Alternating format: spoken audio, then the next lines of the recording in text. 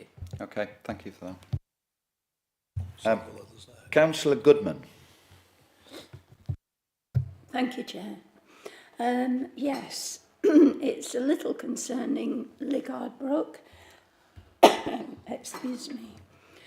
I have been talking to councillors in this area, and there is quite a lot of flooding at the time and over the past years. Unfortunately, it has been, as already been mentioned, dirty water that's been coming out. My concern revolves around the United Utilities report on page 37, which says that at the moment they don't feel that there's not enough evidence, robust evidence, that the drainage hierarchy has been thoroughly investigated. So, 2 school children from St Bede's were walking along the park, and again the local councils know about this, and fell through, believe it or not, the ice and the grass and the wet to their knees, and were totally and completely soaked and very worried. One had to pull the other one out. It is extremely, for want of a better word, boggy and a real mess around that area. It's obviously been picked up by United Utilities, so I'm just wondering how we can be sure that this is going to be addressed once this new building is operating with all the drains coming out with both clean and dirty water. Thank you. Do you want to switch your... Bring in the officer. Thank you. Thanks, Chair. I think knowing Parkview quite well, I think there's probably 2 separate flood risk issues that we're talking about. So I think there's been a history of flood events, particularly in this area of the playing fields, which is associated to a storm drain, which was either wasn't working as it should do, filling up and then obviously overtopping. And then on a separate note, the fact that the application site and the majority of Parkview, if not all of Parkview, is in flood zone 3.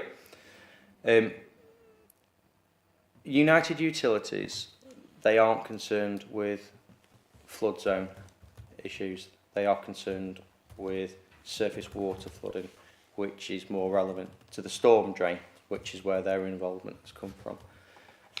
United Utilities, if reading through the comments, whilst they say they don't have enough information, they don't actually object to the scheme. They have requested a condition be applied, which does form part of the resolution put to members. In terms of flood risk to the building itself, obviously we have what we call the fallback position of being a previous building on that site. That has been previously accepted to be appropriate for the flood zone area. So again, that falls a very strong precedence for dealing with this building in the same fashion. Subject to, obviously, agreement through United Utilities and the Environment Agency concerning the drainage arrangements for that building. Now, in terms of surface water drainage, it's proposed that the building drains into Ligard Brook, which runs along the southern boundary. Ligard Brook is managed by the Environment Agency, so the Environment Agency, they will be tasked with making sure there's appropriate surface water drainage for the building because it discharges into their watercourse. That surface water obviously won't affect the storm drain, which is within the northern area of Parkview at all. So that's why I say earlier that they are separate issues.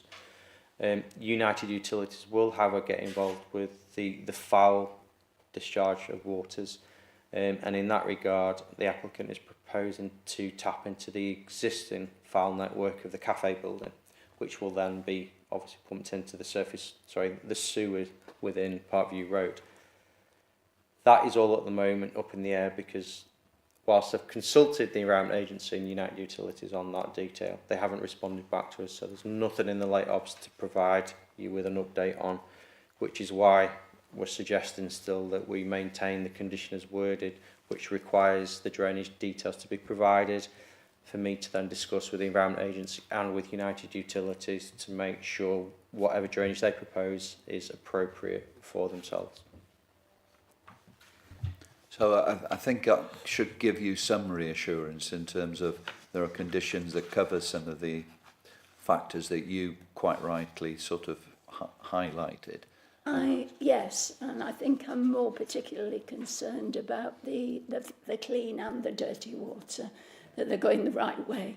We're not getting anything into Lig Ardbrook, obviously, with what you've just mentioned there. All right, thank you. Thank you. Councillor Nixon. Thanks. Just a couple of things. The car park that's been referred to, is that a specific car park for Parkview? No. It's what? It's on road. No. I'm still confused which car park we're referring to because we have a... But that's where I'm confused. You can't see the nursery. I think that's where the confusion is. There is two car parks. There's one on Balham Road. There's one on Balham Road in that location, which I think formerly was staff car park for when AXA were in situ, is now a public car park. And then there's another car park associated to the nursery. I'm not sure whether that is actually a public car park. That's a nursery car park, isn't it? Yeah. But So that isn't a public car park then? That's No. just for sole use of the nursery. And where, so the issue with the camper vans is on the public car park, obviously, not the nursery car park. Or the I assume so. yeah, right, I didn't know that there was... I thought it was still under access things. I didn't know it was back to a car park of ours. Anyway, but given that it's an eco-pod, should we not be encouraging people to walk to the damn thing? That's right. But it's an eco-pod, and I do think it's an educational building that is going to be replacing one that's been knocked down. That was it? I believe it was really well used. The previous one, and it was a bit. I visited it 'cause when it was closed, and we was looking at trying to get some renovations to it. So I'm not quite sure why there's such a big issue about it, because it's just replacing one that was there. It's got a slightly bigger footprint. Is there something else that's causing all of this? I'm not sure issue? that. No, sorry, Chairman, if I can come through. I don't think there is an issue. There isn't any specific parking with this facility. So you're right, as an eco-pod, it isn't providing any. It's not attracting private car use to the site because there is no parking. The only reference to parking that has been made is that there's a reliance on the general parking in the area, be it that public car park, street parking elsewhere, and car parks elsewhere in the town centre, or this facility being visited by people who are just, walking or cycling from their own property. So there isn't any particular parking provided. The only reference that has been made is that there's been use of to say that there are those facilities parking facilities in the area for those who might be servicing the sites or delivering materials to the eco-pod when it's completed.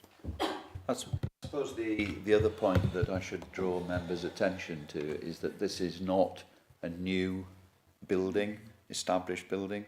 This is simply replacing an existing building which has been there for a number of years and therefore has an operational record in terms of how it deals with some of these issues. There are some issues that have been raised that are relevant. Some are covered with conditions, etc., regarding drainage particularly. But other issues are probably not for this forum, even though they might be valid concerns expressed by people. Okay. But I also think that members need to bear in mind the operational record of an existing building, which this is simply That's replacing. sort of like basically my next question. I know it was very well used. Did it have toilets in the previous one? Yeah, so will they not just Yeah. be using the Yeah. same infrastructure for drainage, etc., to take the dirty water away as the previous one certainly didn't go into Lingard Brook, did it? Not this, That is the plan. yeah. So like you say, the existing building had existing surface water and foul connections. Right. So the purpose of the condition is to make sure that the Environment Agency and United Utilities are happy with those Yeah. connections. Okay. Yeah. Okay. Right. Thank you. Thank you. Councillor Evans? Thank you very much, Chairman. Just a couple of points really, just to tease out a little bit more from this one. I think it's worthy of observation that though there's quite a bit of opposition from some quarters for any development on any green and open space in Lytham, it's quite interesting that there was quite a lot of support for buildings, cafes and the like to be placed on this particular area of green space, which is worthy of note. I second Councillor Goodman's points realistically about drainage. I know they wanted some background, I might have missed it in here, but you know, this eco training pod is a great facility, but it came on the back of the redevelopment of Park View. So by that nature, the original building wasn't on there for very long, 10 years maximum, I would have thought. So are we to believe that the replacement is because the facility wasn't big enough, or was there some kind of failure with that original building or the siting of that building, which has then led to it, a request being placed in for it to be replaced? Because if there was an inherent defect with that site, it would be helpful to know that before we pass a replacement. Thank you. Okay, I think we've got some answers for you there. Lovely.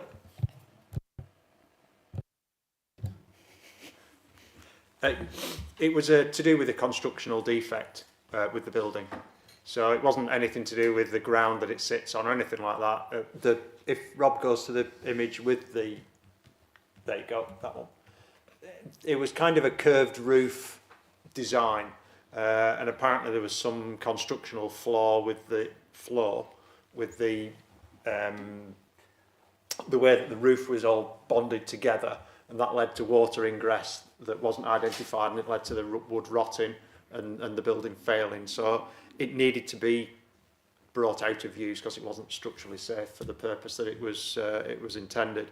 So that's why, despite it being a relatively recent build in that guise, that's why it's had to be demolished, and we've got this application in front of us. Could I just quickly point as well, Andrew? The original building, which is supposed to be an eco-pod, as I think Councillor Evans has pointed out, lasted something less than 10 years. I appreciate these are probably building regs issues rather than planning matters per se, but have we got any confidence that this one's likely to last any further length of time? You would imagine that the lessons learned from the previous one will have been taken on board, but this needs to satisfy building regulations, as any building does. So that will hopefully, give further security on that point. The council's building inspectors are actually handling this this particular job, so hopefully that's further. Presumably the previous one also passed building regs and Presumably so so, forth, but it was I think it was a kind of it's more of a sort of an experimental building type, if you will, whereas I think this one's more of a traditional building construction that hopefully will prove more robust. I think just added to that, you can see from those the images that the roof form isn't a complex roof form. It's something that you see quite widely now in development. Indeed, the cafe building next door to it, which obviously has survived the test of time, so to speak, as well. So, Catherine, I'm just going to bring you in. Just to pick up on the points that Andrew and Rob have both made, the previous building was designed to harvest the rainwater as a grey water system for flushing the toilets. There was an issue with the roof that was subject to an executive committee report in December. That details the reasons why the roof failed and why it wasn't picked up until the point where it became structurally unsafe. So this is the reason why we're at this point now. But if members are interested, I can let them have a copy of that report that went to exec committee. Thank you very much. Thank you for those points. And one could only assume that there was some financial redress on the basis of that, but I'd be interested to see that report down the line. I think we're in danger of straying away from We, looking at the only point I would ask for application. is on the basis of what Councillor Goodman says, that I think that the conditions in terms of meeting United Utilities concerns need to be fairly robust on that basis, which I'm sure the learned officers will make sure that's the case. And I think, just for a bit of clarification, the car park that was being mentioned before, I do believe that was discussed recently, that it was coming back into council control, and so, you know, as the officer, as the parking people and various people go around there to make sure that they keep an eye on people paying parking tickets, then presumably they could keep an eye on who's in the vehicles as well. I'm going to go back to the planning debate now, which is specifically the application before us, because I think we need to go back to that. And please, any further comments, if we can reserve them for that. Thank you. Councillor Griffiths. Thank you, Chair. I'm happy to support this. Reading from the EA and UU, they're both saying even though planning permission will be granted, they are looking for conditions and they will be checking everything. And the work that goes on at Parkview for you on the eco, I'd like to support this, please. Yeah. Okay, do we have a seconder?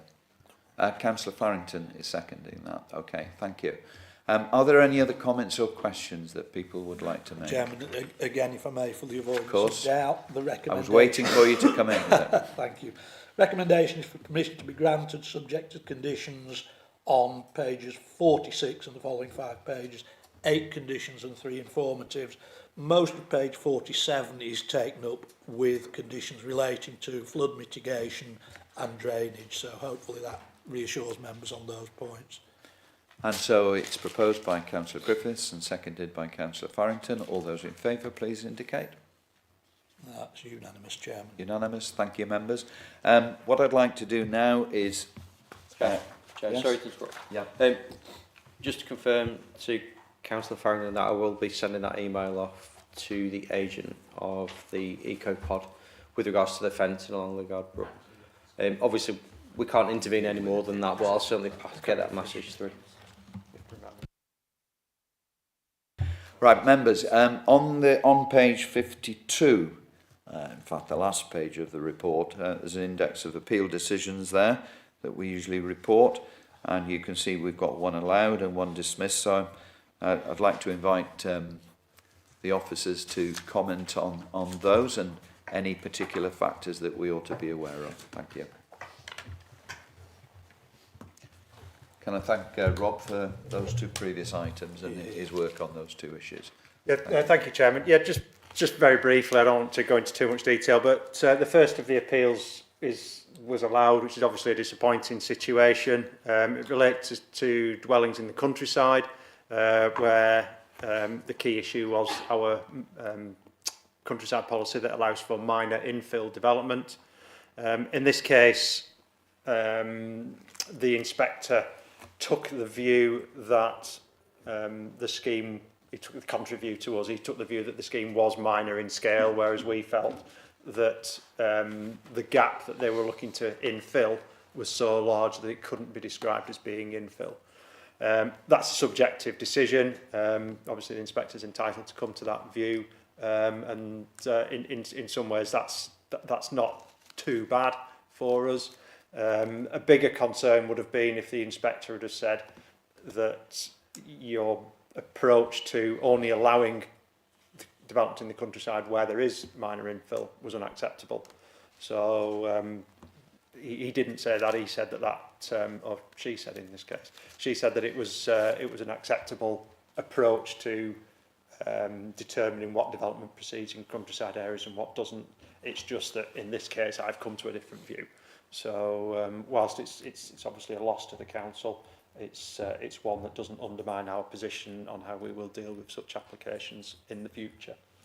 The second one appeal is a house extension on the sort of down the Jubilee House Land Registry end of the front at Lytham, where they wanted to put sort of quite a large front extension on the property, and there was a design challenge with that, which the inspector clearly saw was unacceptable and was right on that basis.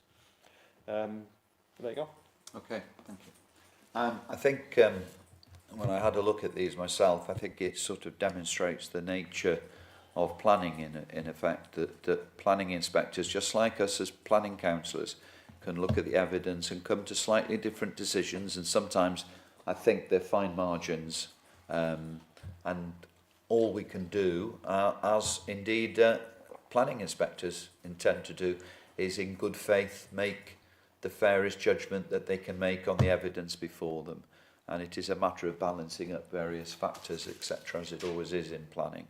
And that's a key part of what we try to do, and presumably what planning inspectors do as well. But we have, I just want to emphasise, we have a very good record in terms of appeal decisions. Quite a strong record there, which should give us some assurance in terms of judgments that have been made in the past. And members, I think that finishes the formal part of the meeting.